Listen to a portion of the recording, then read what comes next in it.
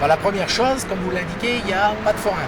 Ce qu'on essaye d'expliquer à monsieur le maire depuis des mois, peut-être plusieurs rencontres, on lui a fait part de nos problèmes sur le site du Panorama, suite aux manifestations que vous connaissez qui sont produites en mars. On lui a dit, on a fait une réunion entre nous le 2 avril, on a refait signer tous nos collègues pour savoir où on en était.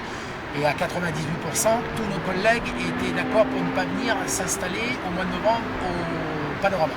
Chose à laquelle M. Le Foll a répondu par voie de presse, comme quoi lui, c'était pas du tout ce qu'il avait comme retour et qu'il avait déjà une soixantaine de forains qui étaient inscrits pour venir faire la fête foraine au Panorama. Aujourd'hui, on est le jour d'arrivée. En règle générale, ça se passe comme ça chez nous. Le jour d'arrivée, en début d'après-midi, comme on est là, 80% des gens sont arrivés pour s'installer. Donc, première chose, constatation. Ce qu'on a dit à M. le maire, ce qui avait été signé, qu'on lui a emmené le 25 juin à la dernière réunion qu'on a eue avec lui, les choses se confirment. Personne ne veut venir s'installer sur le site du Panorama. Il n'y aura pas de fête foraine. Pour l'instant, il n'y aura pas de fête foraine. On ne sait pas s'il n'y aura pas de fête foraine. Ce qu'on veut pour l'instant, ce qu'on aimerait, il y a une association de défense, il y a des syndicats qui nous représentent. On aimerait que M. Le Foll retrouve la raison, qu'il nous rencontre, qu'il nous écoute, pour une fois, qu'il nous écoute réellement, et qu'on puisse trouver une solution digne de ce nom pour qu'il y ait une fête foraine au mois d'octobre. Et on a rencontré des forains qui souhaitaient venir s'installer aujourd'hui et qui disent qu'ils ont eu la pression et que du coup ils ne s'installent pas.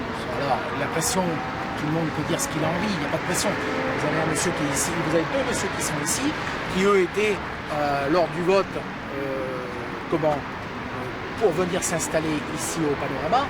Donc déjà, dans un premier temps, on est en démocratie, je vous l'ai dit, pratiquement tout le monde a voté, c'est-à-dire 100 personnes étaient d'accord pour ne pas s'installer ici, sur 104 forains qui sont titulaires d'un emplacement sur les deux fêtes foraines, celle du mois de mars et celle du mois d'octobre.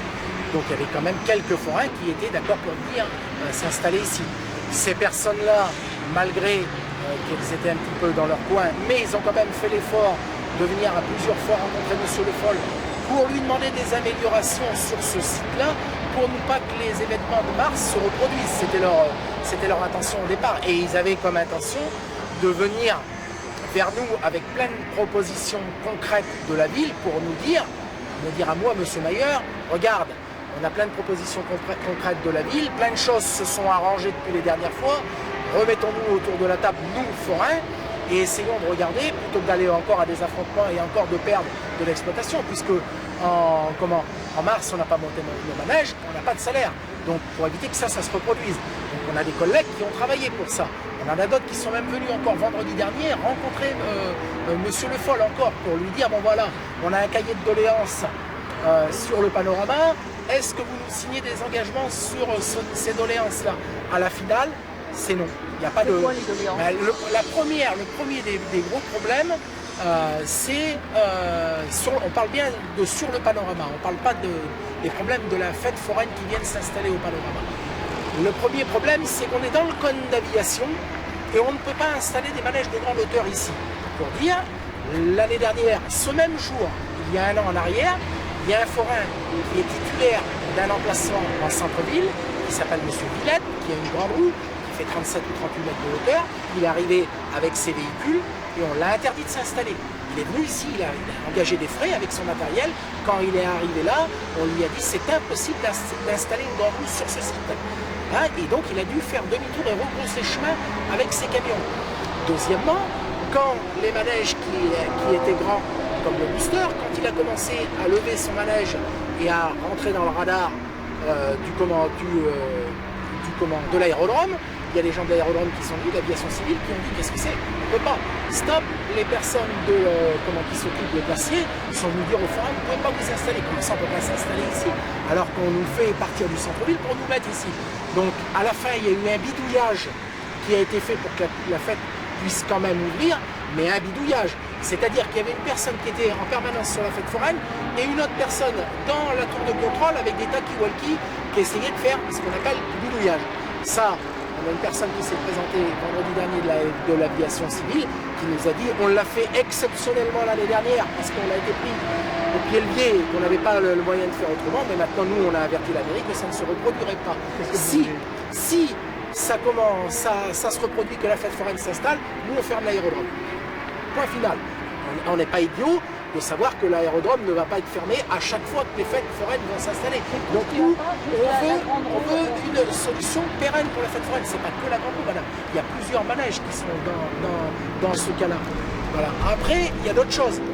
Il y a monsieur le maire, sur une lettre du 7 mai qui est signée de sa main, dont je peux vous faire copie, s'est engagé pour dynamiser le site du panorama qui ne nous convient pas commercialement, pour s'engager à le dynamiser, s'est engagé à goudronner les allées pour faciliter l'accès des personnes à mobilité réduite et l'accès des parents avec des poussettes. On est aujourd'hui, le jour où on doit s'installer, les travaux n'ont pas été réalisés. Pourquoi les gravillons, ça ne vous convient pas? Parce que l'année dernière, Madame Kassevitch, qui était sur place, ce que vous voyez là aujourd'hui, c'est plus ou moins à peu près propre, parce qu'on n'a pas encore tourné avec nos camions, la pluie ne s'est pas mêlée, les passants ne sont pas venus chambouler les graviers. Donc, arrive au bout d'un certain temps, pour les poussettes et pour les personnes à mobilité réduite, ça devient compliqué de circuler dans ce terrain. Donc, Monsieur Le Foll s'est engagé à goudronner les allées. Je vous ai fait voir, un courrier du 7 mai, il s'engage. Il veut dynamiser, on lui dit que commercialement ce site-là n'est pas bon, c'est la première des choses. Commercialement le site n'est pas bon, donc il nous a reçus, il nous a dit vous vous installerez au panorama, mais je vais faire ce qu'il faut pour dynamiser le site. Entre autres, dynamiser le site, c'était goudronner les allées.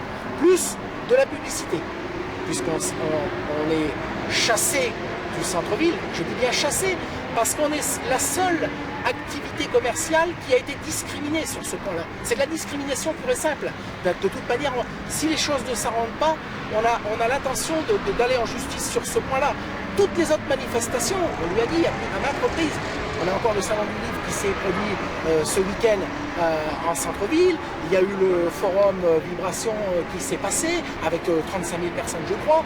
Il y a la pesée des 24 heures. Il y a la grande roue du marché de Noël qui s'installe sur le parking juste devant. Et d'autres manifestations. La seule profession qui est discriminée, c'est la fête foraine. Donc, avec les prochaines étapes, maintenant, vous avez une réunion, vous demandez quoi finalement?